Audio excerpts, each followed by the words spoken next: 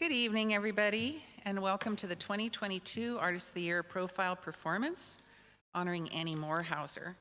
I'm Margaret Niven, Chair of the Santa Cruz County Arts Commission.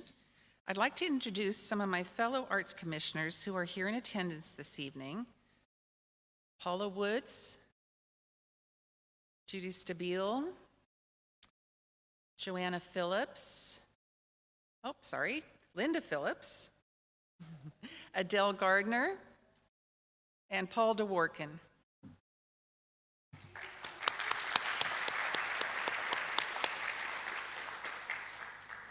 The Santa Cruz County Arts Commission seeks to promote, expand, and plan for the cultural life of Santa Cruz County and to bring artists and arts organizations together with government for the benefit of all citizens of the county. To that end, several programs have been developed, including the Artist of the Year Award, the Percent for Art program, and a new program which will recognize local emerging artists. Details in 2023. In April of 1991, the Santa Cruz County Board of Supervisors established the Percent for Art program. Recently installed public art projects include the County Animal Shelter, and currently in the works are public art projects for the Aptos Library and the new Live Oak Library Annex, Heart of Soquel Parkway, and the Green Valley Pathway project. The Artist of the Year Award is given for outstanding achievement in the discipline of performing visual or literary arts. The recipient must be a resident of or operating in Santa Cruz County, have a national or international reputation, and have contributed to the local community through their work in the arts. If there are any previous recipients of the Santa Cruz County Artist of the Year Award, would you please stand up and be recognized? Okay. Well, let's clap for him anyway.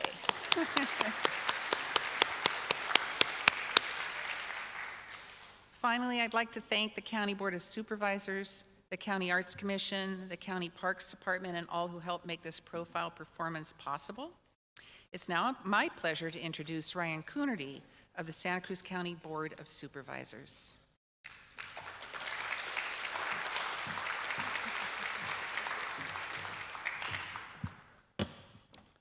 Good evening, everybody. It is an honor to be here, and before I begin with tonight's presentation, I ask you to please join me in thanking the Santa Cruz County Arts Commission, a group of amazing volunteers who spend their time trying to promote and recognize amazing art in our community. Please give them a round of applause.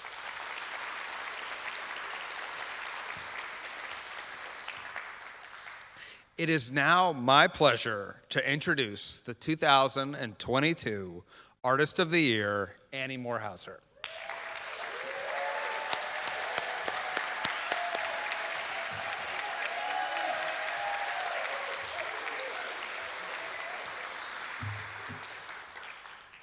I'm going off the board of supervisors and out of elective office, and this will be one of the last public presentations I do, and I cannot tell you how happy I am that it is to honor Annie Morehauser.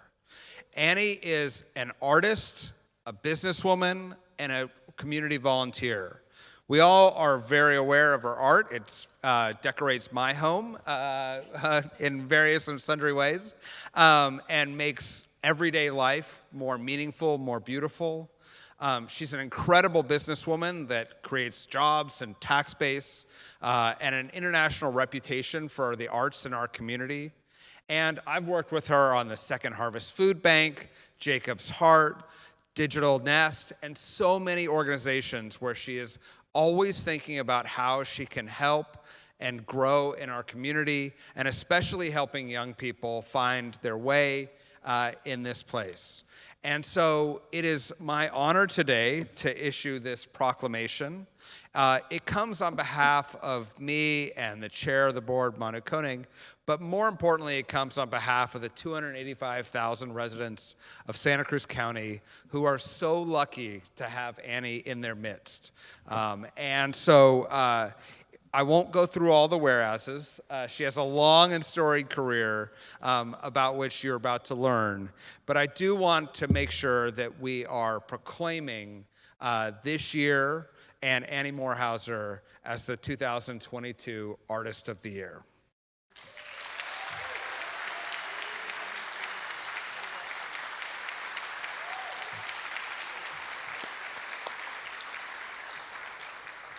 Now I'd like to introduce Tobin Keller, who's going to say a few words about Annie.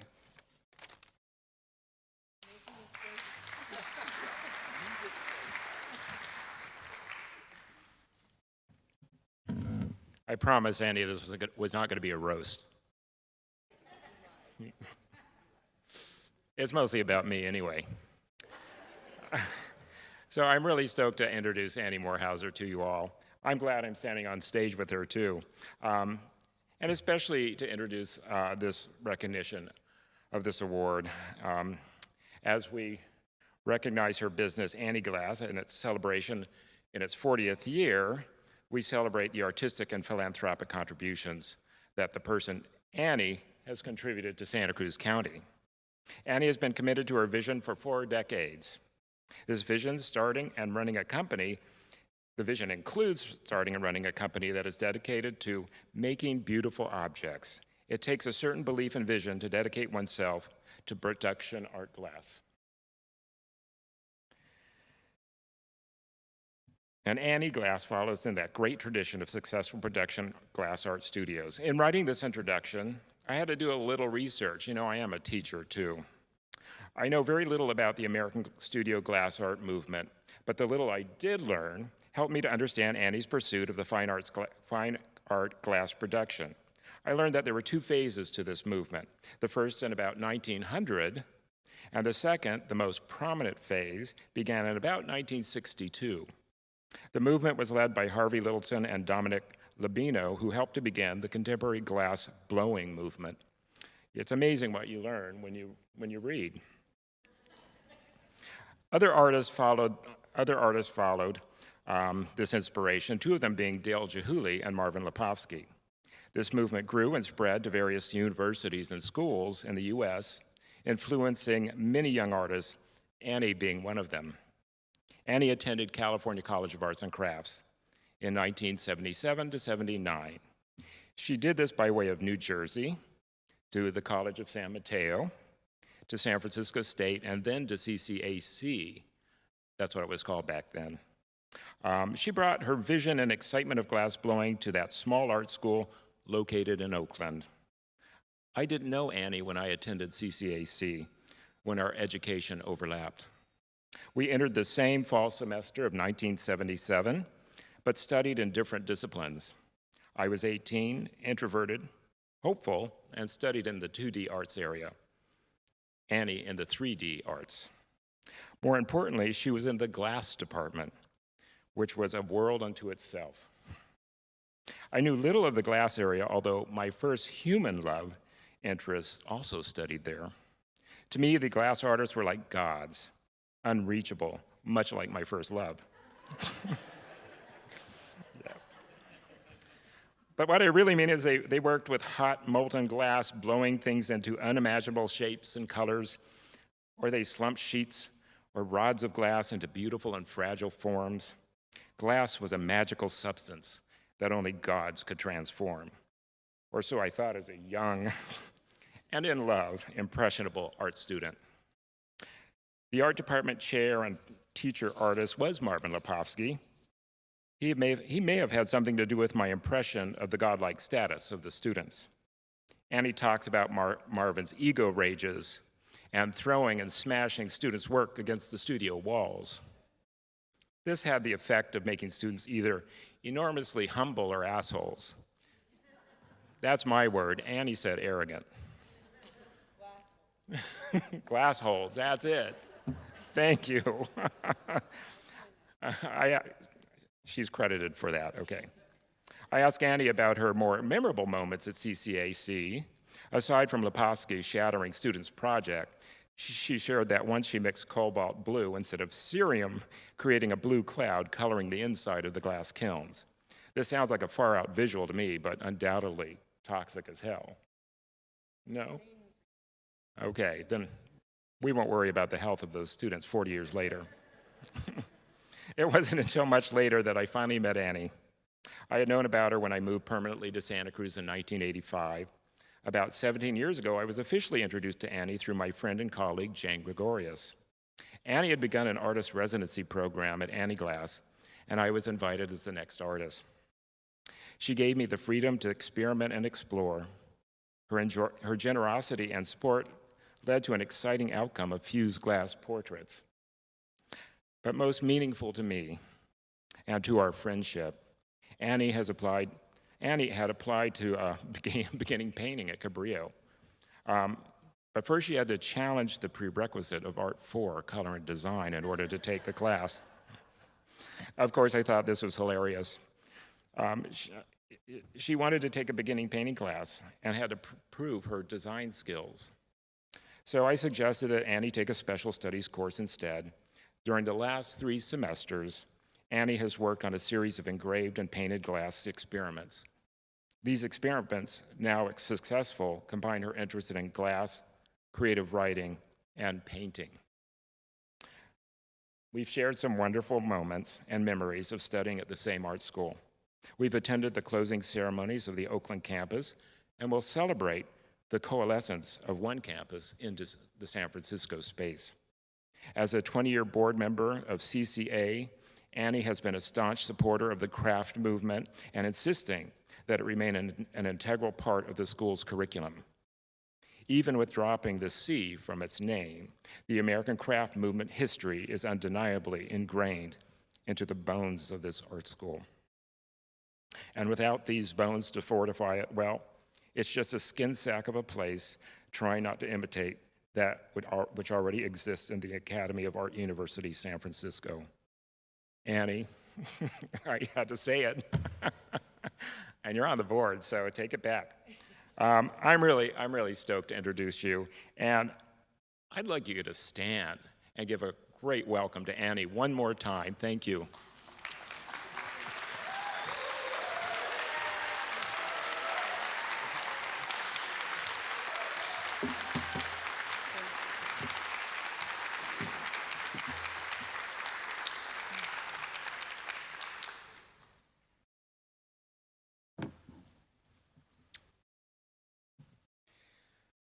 Well, I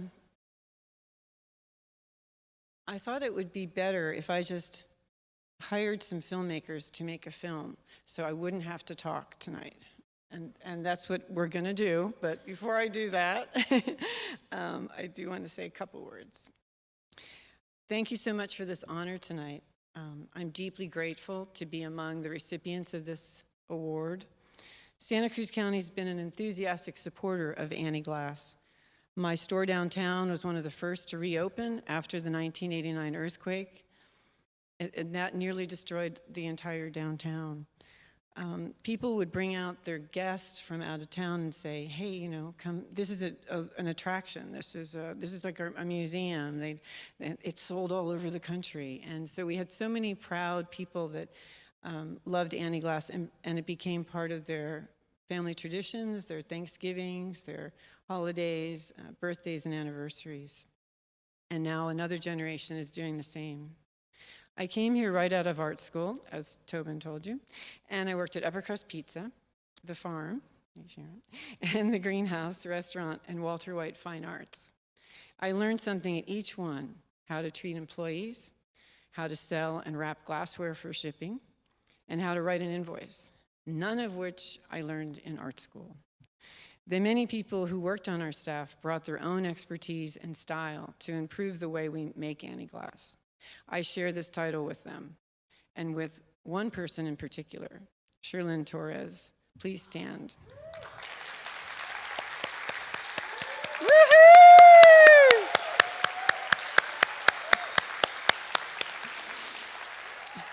Sherlyn has worked as our shipping manager and customer service manager for 31 years. There's a few other people here tonight who I would, hang on one second, lost my plan. Would everyone here tonight please stand up who is or was an Annie Glass staff member? Let's give them a round of applause. Isabel, Camille, Teresa, Biagio, Matt, Ava, Sadie. Stay standing, Jesse. Thank you all. Thank you so much. Thank you. Let me thank you from the bottom of my heart, because I wouldn't be here without you. You know, let's face it, I couldn't make one of the plates that we sell right now. You guys are just way too good at it. Next year, we'll be celebrating 40 years in business. Finally, my friends and family, I want to thank you. Taylor, Ava, and Sadie, you give me love and support through the tough times and the high times like tonight.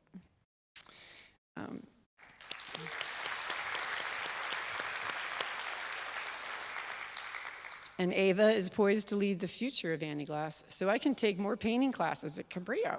Okay.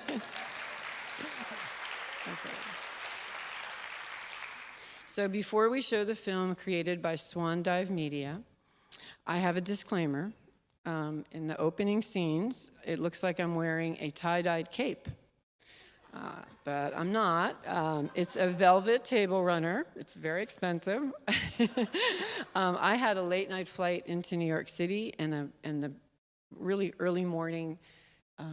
I was a TV appearance on a morning show called, Hello Connecticut, and all the stores were closed, so there was nothing I could wear. But I went to my showroom, and I have some stunning tablecloths and table runners.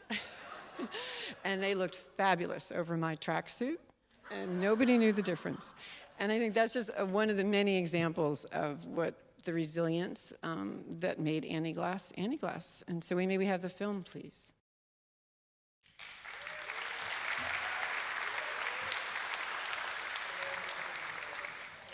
It's her company, and she brings it to Connecticut all the way from California. It's nice to have you here. Thank you.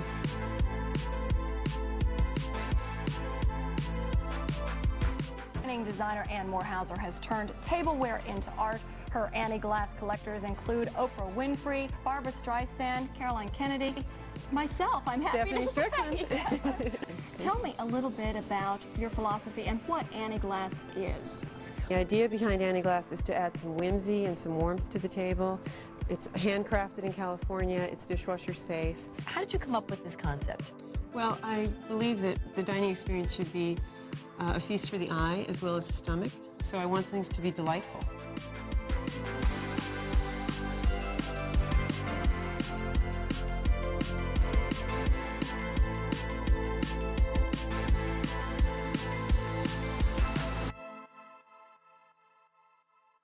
I saw glass blowing at the beach for the very first time at this amazing event. It was a May Day Raku party up at Waddell Creek. All the different colleges came together and fired ceramics outdoors. And someone showed up with a portable glass blowing rig.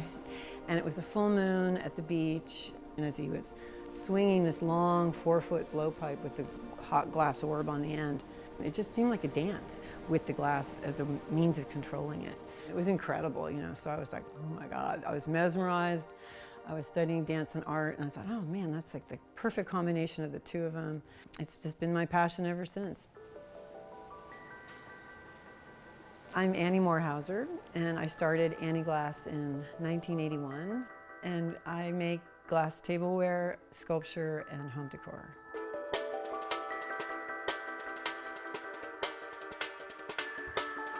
The product is a slumped glass bowl, more or less, or plate, adorned in gold patterning.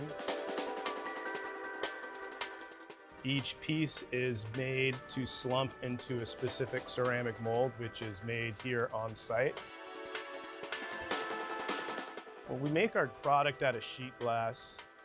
The sheet glass needs to be cut to different shapes. Depending on the complexity of the shape, it's either hand cut with a water jet. Then the glass is adorned either by hand or by screen printing method. From there, it is then placed into a kiln inside of a mold and then fired to anywhere between 1390 up to 1450 degrees Fahrenheit. They come out the next day, and voila, you have an Annie Glass product.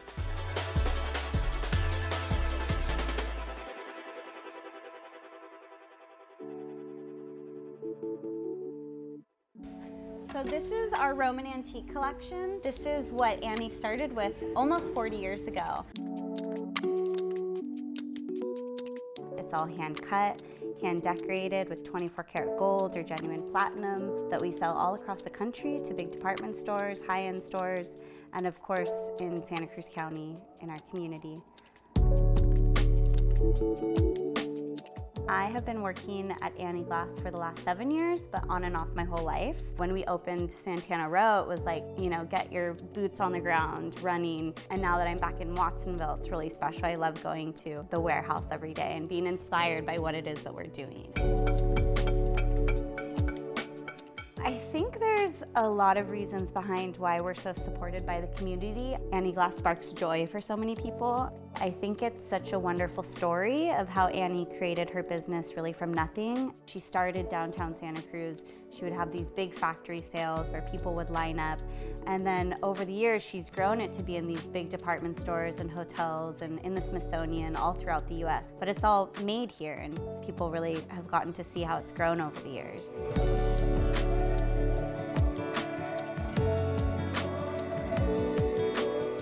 You know, she came out from the East Coast and learned how to make glass on the beach in Davenport, and then instilled this entire community of friends and artists who inspired and helped, you know, pave her path into success. I was raised in my mom's shop, her glass shop in the sash mill, when she was just figuring it all out in the 80s and started to develop her business and just got bigger and bigger, and I just kept breaking glass more and more as a child, and she was always pushing me to try everything creatively. There was no like, you're gonna go be a doctor. It was like, you wanna go paint graffiti, you know, don't get caught, you know? She was cool about stuff, so.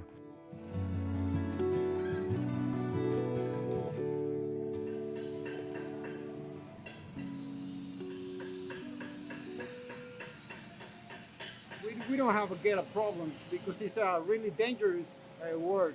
We have to try really carefully about that.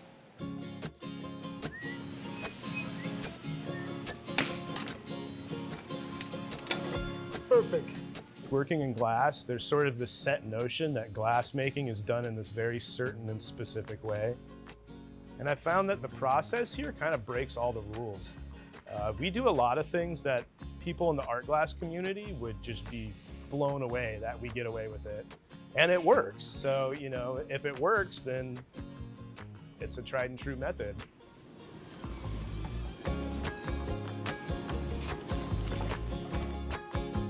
One thing that makes this place unique is the fact that we do use float glass, which is basically window glass you'd find in your home or in a building.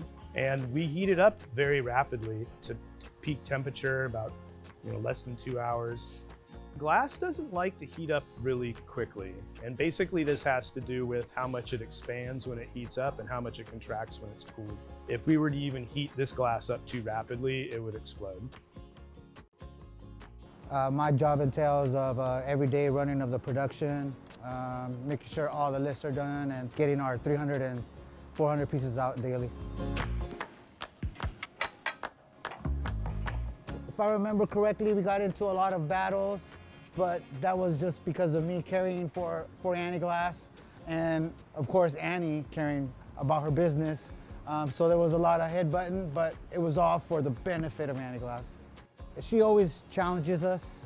There's always, hey, what if you do this? Even though it's an idea outside the box, it'll make us think, it'll make me think and say, maybe it could be possible. I am the manager of customer service and shipping. I've been here for 31 years as of last month. A lot of it has to do with Annie willing to push the envelope and saying, this is what I'm seeing, this is what I want you guys to do it. And they may think we just can't, but of course we try, and it works. I took glass blowing at the College of San Mateo. They just had it for the summertime, so I signed up for that. And that's what I did. And that's when I became a transfer student in 1977 to the California College of Arts and Crafts, as it was called then, in Oakland. And Marvin Lepofsky was the head of the program there, and he had a great reputation for successful students. He left a legacy of really highly successful Bay Area glass artist.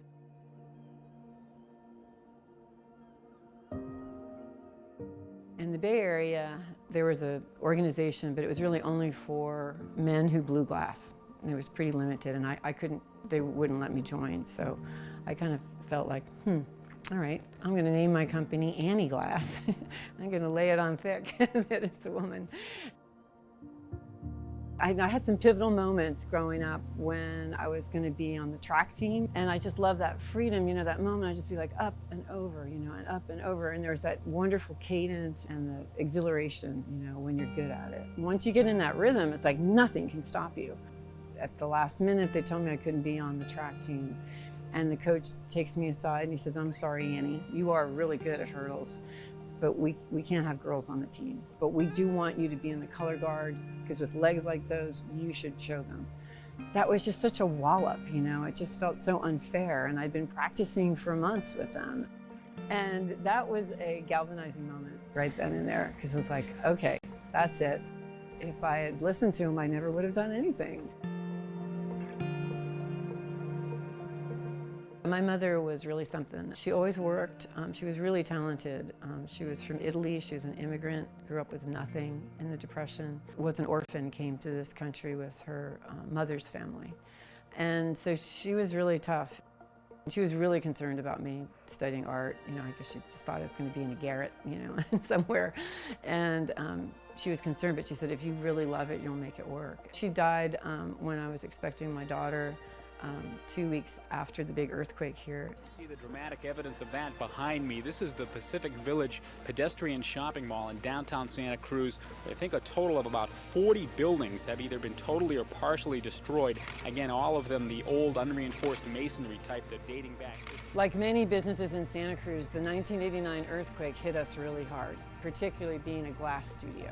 There was a lot of broken glass as a child. One of my first memories was the earthquake in '89 and coming to my mom's shop, and there was like a 2-story pile of glass that everything had broken.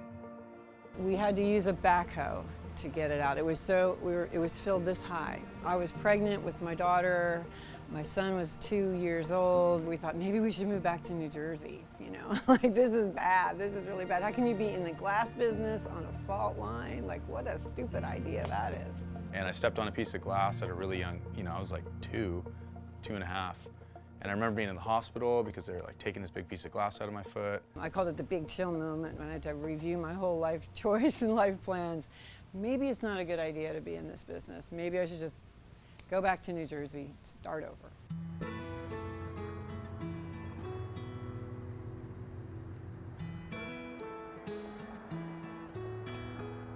We had to be resourceful and scrappy with no money. And I was on food stamps and tried everything I could to get through. I didn't start at Annie Glass with anything. I would just show up with my truck at Santa Cruz Glass and go in the dumpster. And the guy would come out and say, "Get out of there! What are you doing?" And then I said, "Well, I'm actually making these." And I showed him these pieces I was making. He goes, "Oh, that's pretty cool." He goes, "Well, come here. I think I got something that's scratched. Get out of the dumpster." And we had this arrangement, like whenever we had something scratched, I just show up, And I wrote a check, not knowing if my first case of glass, if that was going to be good or not. They delivered it. It was a ton. They said it was a ton, but it wasn't a ton. It was 2.5 tons. They got a crane to drop it on the deck in front of the sash mill, and it just went right through the deck. And I thought, oh my God, I haven't even paid for it. I don't even know if the check is good. So they just instantly, on their first big shipment of glass, it broke like the whole deck that all the neighbors shared and the landlord, and it was a big fiasco. They're just figuring it out as they were going. And I went on to spend 6 figures a year with that glass company, and they would like to tease me about it and say, yeah, you gave us a bad check the first time. You're not so fancy. I knowingly gave them a bad check, hoping and praying that somehow the money would get there before they cashed it. I asked my mom, "Hey Mom, can I borrow $1,400? And she said, "No, I don't have the money." So I asked my boyfriend, and he loaned it to me. And that's Michael Reinhold, who became my husband, is the father of my children, and he's my first business partner. Michael was a surfer and much more business oriented than I ever was. And so he started doing the business side of it. which was great because we could divide and conquer. We'd go to New York and do the shows, and he'd be like, oh, it's great, it's premium, you're gonna love this stuff, it's 24 karat gold, you know. He was really, really great. I had gone to a couple trade shows with Michael, and he had this huge personality. And so people were, you know, gravitate towards him because he was just so, you know, he could laugh loud and, you know, just a really great person to be a representative of a company. And he came in and was like, we're gonna brand this and we're gonna make a business out of this, and I'm gonna go sell it to everybody I can. You know, and he took Annie Glass from, you know, my mom having one kiln in her little studio to, you know, Saks Fifth Avenue, Bergdorf Goodman, Barney's, Gumps, you know, went to New York and sold the glass and created this brand of my mom's identity. That was the story of my parents, you know, they were just like, just making it happen with no resources and nothing. They paved their way through golden plates.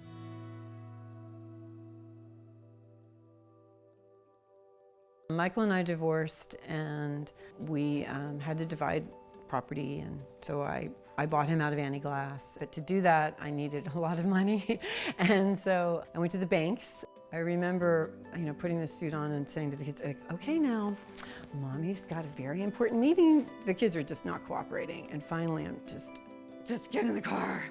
Mommy has to borrow $1 million today. You know, and they're like, okay, you know. So we went through a divorce together, and then she just fearlessly went out and borrowed $1 million and bought her factory. So I'm like, how do you borrow $1 million? And she said, miracle bra. And that's all I'm gonna say about that. She's very bright and she's very determined, and she's very no nonsense when it comes to business, which is unusual for an artist. I wanted to grow Annie Glass into a national business, and the only way to do that was get out of the West Coast. So it was just a lot of hard work. You know, I was really approaching it as a businesswoman, as an entrepreneur, and as an artist. I feel like she has had to work twice as hard being a woman in business, but she's always done such a good job being our mom. Annie Glass has never taken that spot. We were both doing business. I had a swimwear company at the time. It's a big topic, and it's a big topic today, women in business and having a family, because most women have to be there for their children. They have to be there for their husband. If there's a husband, they have to be there for their career, and to balance all of that together. Big items in life. Some of the traits that Annie has that help is having heart, because I don't care what you're doing. I mean, you could be growing flowers, you could be making plates, you could be making kites that fly in the sky. But if you're not doing it with your heart, you've lost everything. And that's one thing that I see over and over again with Annie, and how she addresses people, how she addresses her family. You can see it in her artwork, and I think it's one of her great qualities. I'd say that the adversity and maybe some of the challenges that Annie's had have come just from being a woman in business, always having to be a little bit better, a little bit stronger, always having to find some way to make that balance. I love what she does, and I love how she gives herself to everyone. When you're in Annie's arms, you're in Annie's arms the whole way, and there's no halfway. And I think it's one of the greatest things of our friendship is that she's always got my back.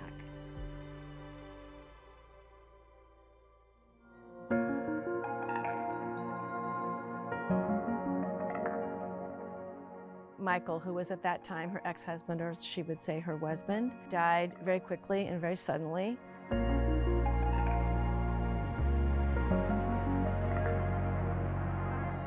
Annie was named Woman of the Year by the Chamber of Commerce at that time and had to give a speech. And she started talking about Michael, and she just couldn't finish.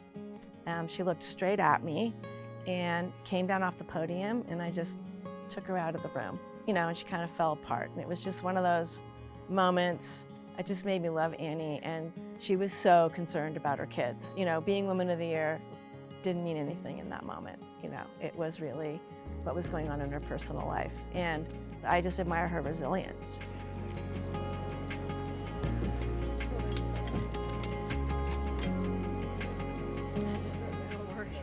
So it is really special, just all the old stories we hear of like, oh my God, your dad helped me with this and all this. And it's sweet because it's like, it's known as Annie Glass, but that he had a background there too.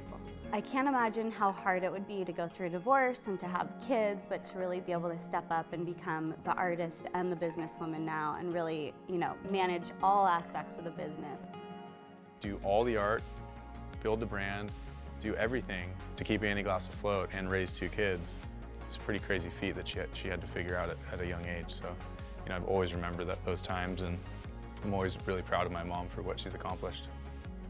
I have no idea how she did it, but it worked out really great 25 plus years later.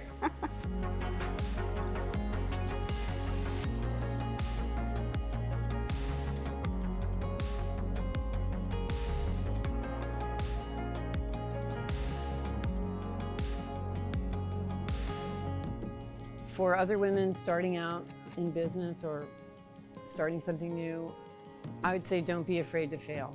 The certain amount of risk is going to take you so much farther, and that it's important to fail. It really is. I've certainly done it a lot. And listen to yourself.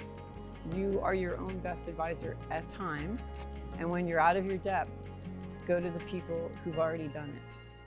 I think the thing about glassmaking, I probably would have gotten out of this a long time ago if it didn't keep throwing up challenges. It kept me intrigued, and as long as it kept giving me challenges, I'd have to figure it out, I'd have to be creative and problem solve. But the beauty of glassmaking was that it only gave me small victories, but it gave me enough of them to keep going.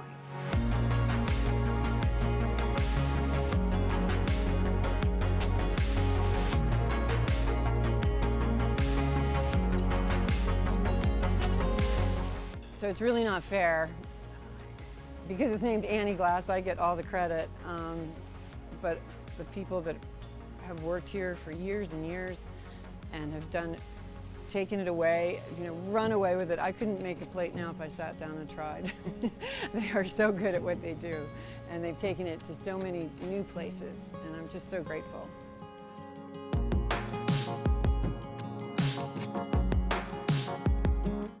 Okay. Where is he?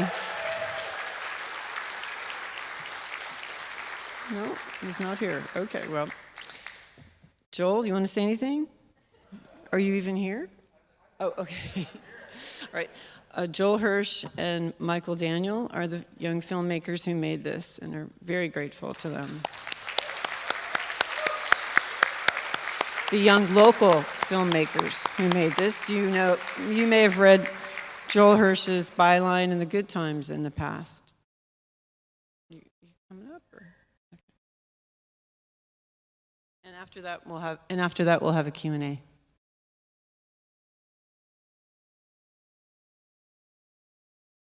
Good job. Thank you.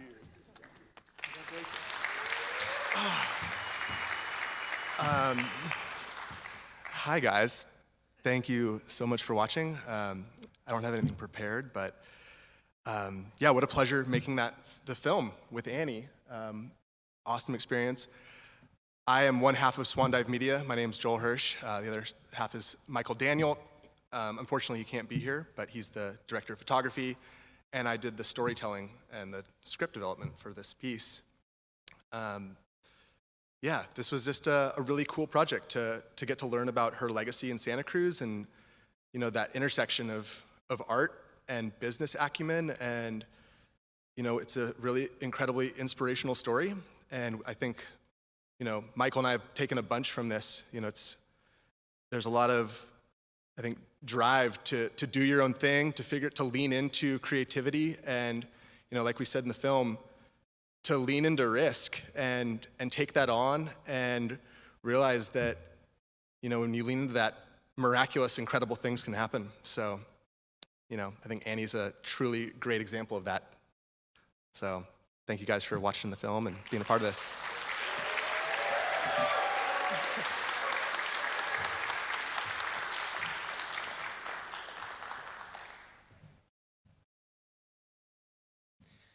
So it's question and answer time, if anybody has any questions.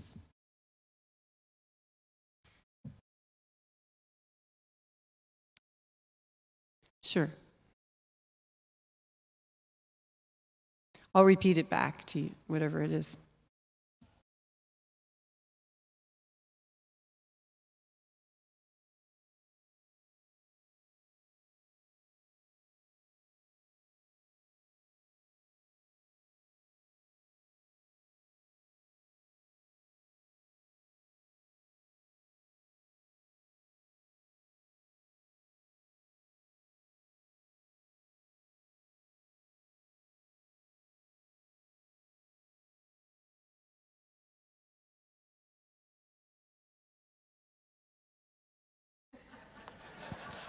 Of course.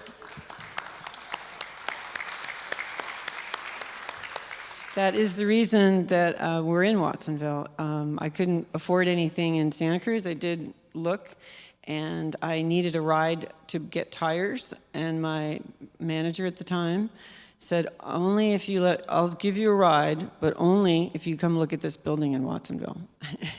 And that's how we bought it. So, yes.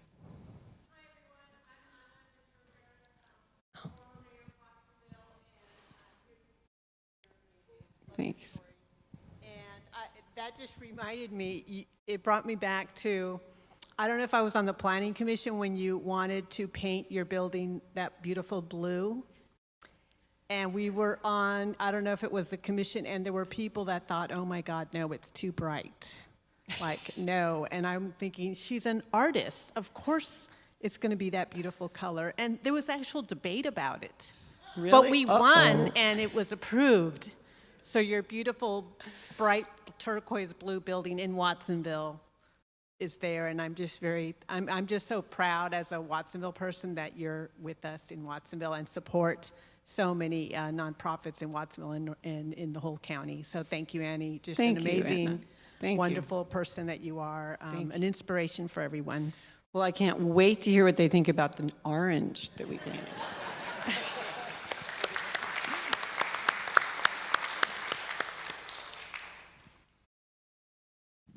I'm just wondering if you have a piece that is your favorite. I always have the standard response. It's like, no, that's like asking which of my kids are my favorite. But I brought them tonight. And there's a couple more out front.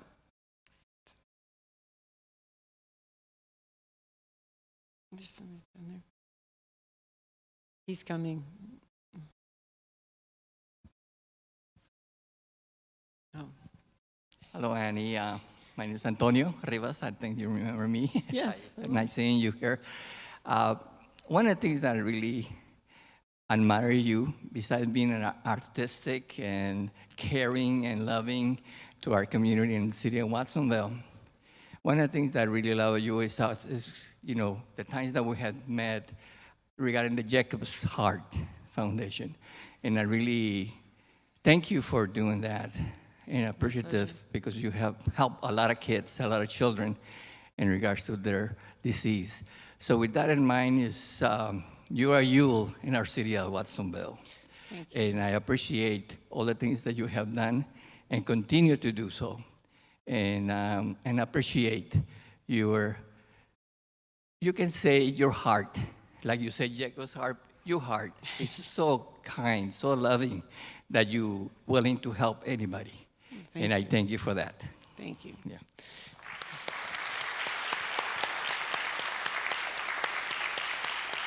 It was a pleasure to help Jacob's Heart. I was actually really scared. I'm like, are we going to see any sick kids? And they were like, no, just go raise money, please. Just do that. And so we put together a great board, but we had a reputation. If you didn't want to work your butt off, we wouldn't take you. So if you wanted to put it on the resume, we weren't interested at that time when we were starting the whole board. And we were a really hardworking board and did a lot of good and raised a lot of money. I'm proud of it. The lady right there.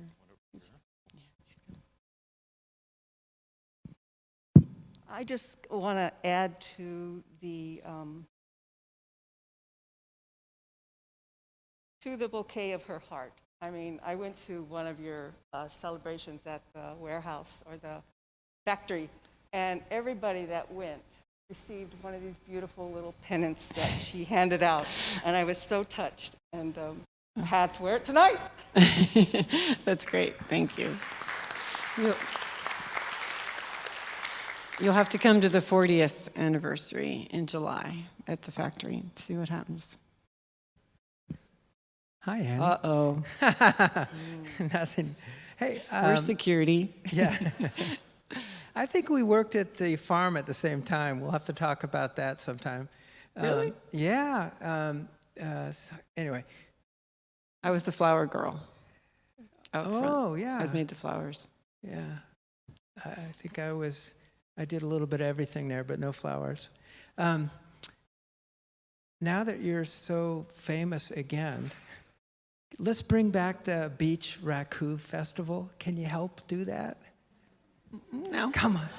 Come on. Glass blowing at the beach.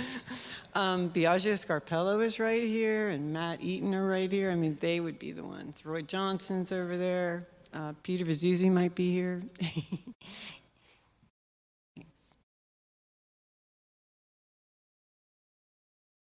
Well, thank you. Unless there's any more. Oh, good. Okay. Thank you so much for that wonderful performance evening, and congratulations. Thank you for having been a part of our community for so long. Thank you. Thanks, everybody.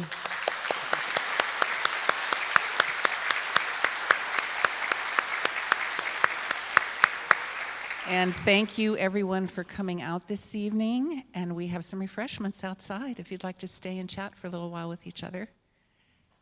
And we'll see you next year for the next Artist of the Year.